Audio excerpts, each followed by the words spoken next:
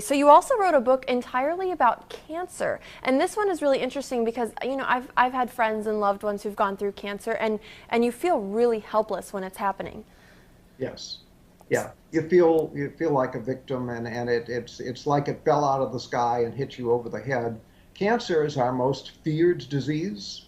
People are more afraid of cancer than anything. Well, yeah, It's because it seems like it comes out of nowhere and it feels like you can't control it and it just targets somebody at random. It's scary. scary, absolutely frightening, and that's our most expensive disease. And yet we know how to prevent cancer, and we know how to cure cancer, and it's fairly simple to do. We're just not telling anybody about it. How to cure cancer? Because I thought everyone's, there's always like a race for the cure and fight for the cure, and that's what we're trying to find. So what do you mean we can cure it? Yeah, well, all the research has been mostly wasted because it doesn't really get at how to cure cancer. Most of the research dollars go to how to measure cancer and how to treat cancer, but not how to cure it or how to prevent it. And again, the technology, the knowledge to prevent and cure cancer already exists. All we have to do is teach it to people, put it to use, and that's why I wrote a whole book on it. My book, Never Fear Cancer Again, because you don't need to fear cancer.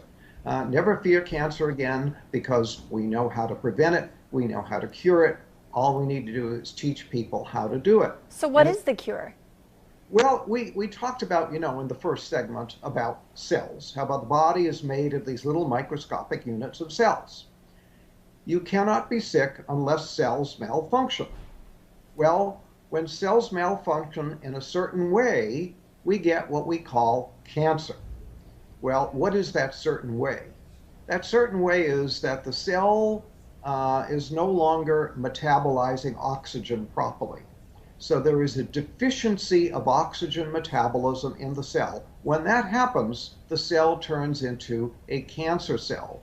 So your job is to make sure that all of your cells are getting adequate amounts of oxygen and processing that oxygen properly.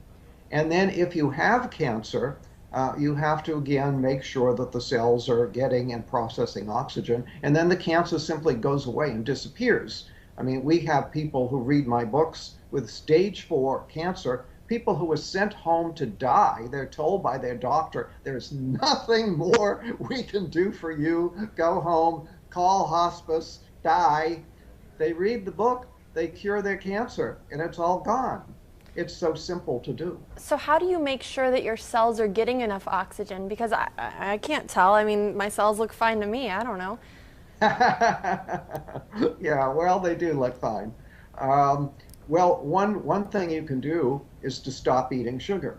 In Okay. fact, you have to stop eating sugar, especially if you have cancer.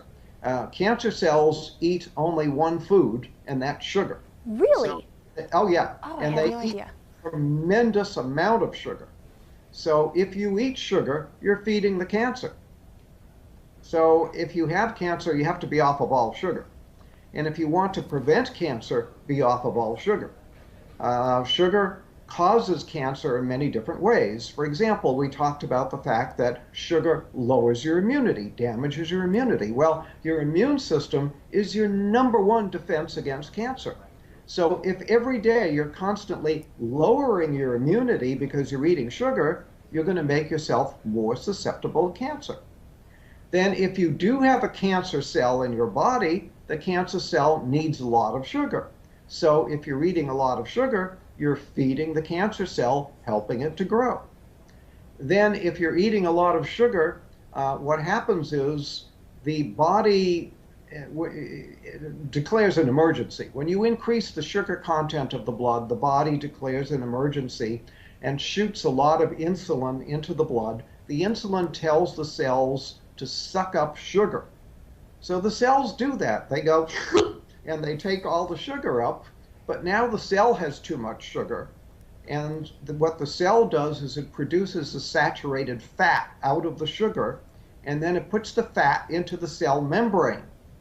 Well, when you put the fat into the cell membrane, you damage the ability of oxygen to get into the cell. So when you eat sugar, you damage your cell membranes, you lower the amount of oxygen that can get into the cell, and now you may be creating cancer because you're creating an oxygen deficiency in the cell. Now we want to reiterate too, doctor, what you mentioned in our first segment, which is that natural sugar is better, right?